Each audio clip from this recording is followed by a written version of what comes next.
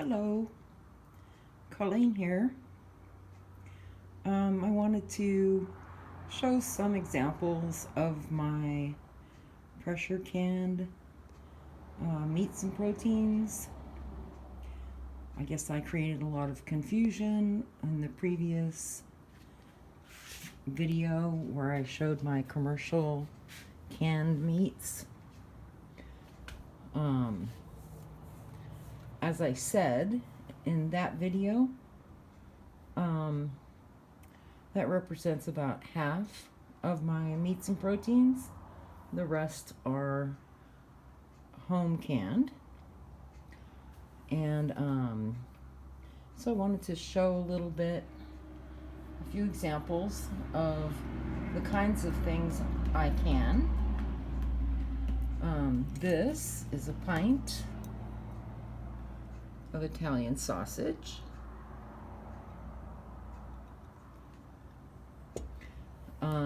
I do keep the rings on loosely. My space is very limited. And while I do keep some rings off of some jars, like the Tatler lids, I can't even loosely get them to stay on. So I do have some in a basket, but most of the time I just have them loosely on the jar. The reason you're not supposed to do that is if you were to crank it down, if you lost the seal, you might not know it until you opened the spoiled food, but that's neither here nor there. I'm not going to throw them away. I don't have a place to keep them separate from the jars. Okay, that one's Italian sausage. This one is oxtail, which is something I've absolutely never eaten before. But I decided to can it up and use it as a base for a soup, a stew, a pot of beans, whatever. A lot of people are into storing stocks and broths, which I'm not really into. The ones you buy at the store, if you read the label, the ingredient says water, salt, carrot juice, blah, blah, blah. So I don't buy them. They're very expensive for what they are, but that's just my opinion. This is a beef stew, quart. So I see carrots, potatoes, celery, and chunks of beef toward the bottom. This is a pint of 80/20 ground beef and water with no seasoning at all. Sure looks like a lot of fat. But it did come from 80/20 ground beef, which was browned before it went in the jar, and then water added. So in a batch that I did, the fat didn't necessarily get distributed evenly. This one is ground beef with vegetables. So it has onion, celery, bell pepper, looks like some carrot.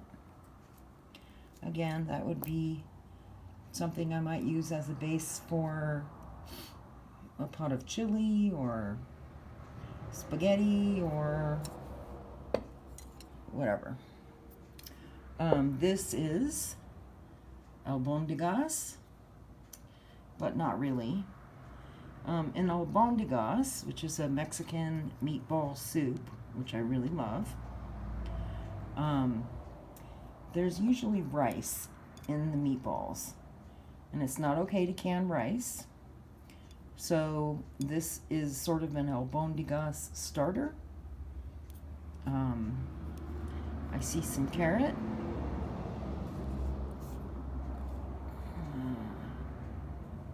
It looks like some potato, which is not normally part of Albondigas, but maybe I did that. And then some broth, chicken broth, cilantro, onion. Those are the main components, but this would very easily become Albondigas soup. Those little meatballs. This is a quart of chili with pinto beans. I don't really like canning pinto beans because they get very mushy.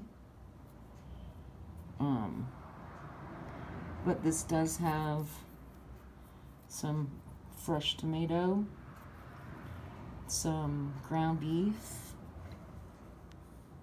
you can see onion, bell pepper, celery. It looks like I layered the ingredients here when I made this.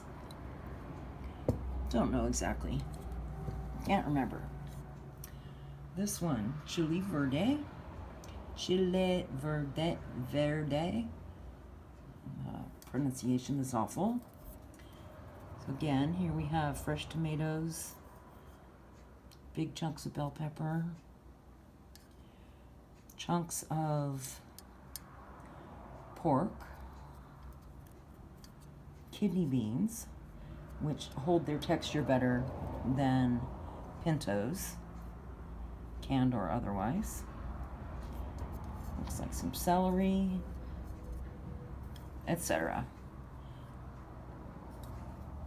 So that's most of what I need to make Chile Verde, which is one of my favorite things.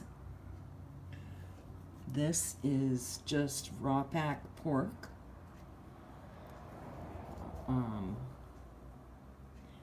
A pint holds about a pound of meat.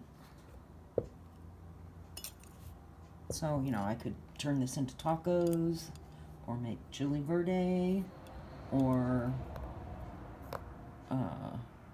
barbecued pulled pork, etc. From that. This I've labeled salty chicken, and I happen to remember exactly what that means. I bought some skinless, boneless chicken breast that was like brined, and I cooked it up and I canned it up, and I probably had a little bit left over that didn't fit in the jars, and tasted it, and it was very salty for my palate.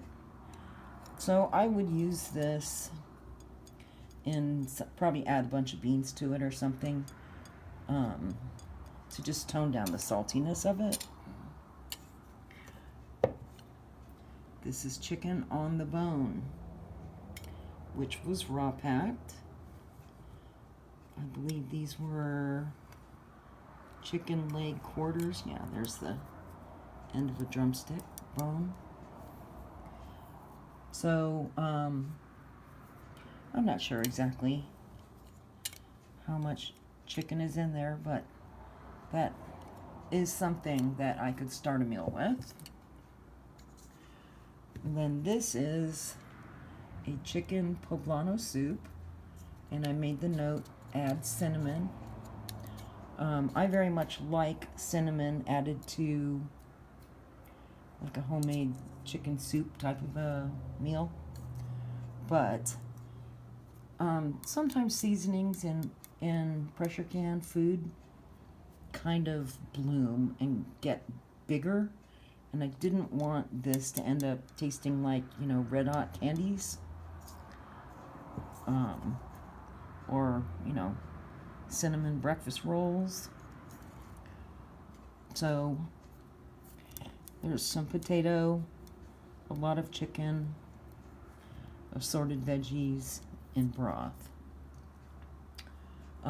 This was delicious, but I do prefer it with cinnamon added. If you've never done that with chicken, you should try it. It's really good. So, this is the instruction manual that came with my pressure canner. And it does contain some basic recipes. And most of what I can is pretty basic. However, some things, you know, like this, is not specifically anywhere in here. Although there's nothing, you know, magically can't be canned in this jar. So I don't necessarily want to argue about, you know, the ball canning book. I don't cook with recipes. I don't, you know, measure the amount of bell pepper I put into something. But I don't see any reason that this should kill me. There's a general recipe for soup that says anything you can put in a jar, you can put in a soup. And so on. So, getting back to the protein thing, I have a cheat sheet, a little inventory. It's a few pages long. It ends at this yellow tab at the moment, where I write down what I have, where it is. So this says bed 1. So that's the side of the bed I sleep on. You know, 1, 2, 3, 4. I'll come down here to the 6th case. That's at the end of the bed, 1. End of the bed 2, end of the bed 3. And so on. And then on my inventory, so I know where I have these different things. I can figure out how to put these jars away when I'm done here. And then I estimate the number of servings. A pint holds right around 1 pound of meat, which would be 4 servings.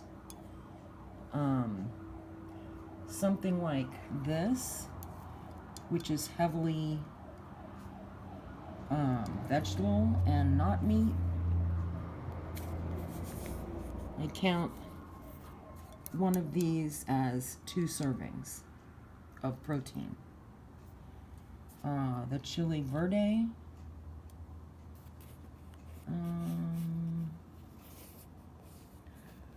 I'm counting this as 4 servings of protein, which might be a little on the high side. The beef stew is definitely 2 servings. Again, lots of vegetables. Anyway, so that's how I go about these things. And my commercial canned meat plus my home canned, pressure canned meat, I have in total under 1,100 servings, you know, based on these estimates of how many servings are in any given jar or can. You know, this and this and this is basically how I eat. And I'm, for the most part, not counting beans in these servings. Like, for instance, 3 quarts of tomatoes I don't count that as any servings. Dilly green beans, no servings. Pickled vegetables, no serving. Pinto beans, no servings.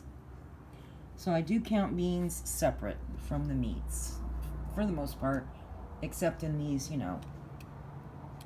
fast food type jarred meals like this and this. Okay, that's it. I'm about to run out of space on my phone, I'm sure.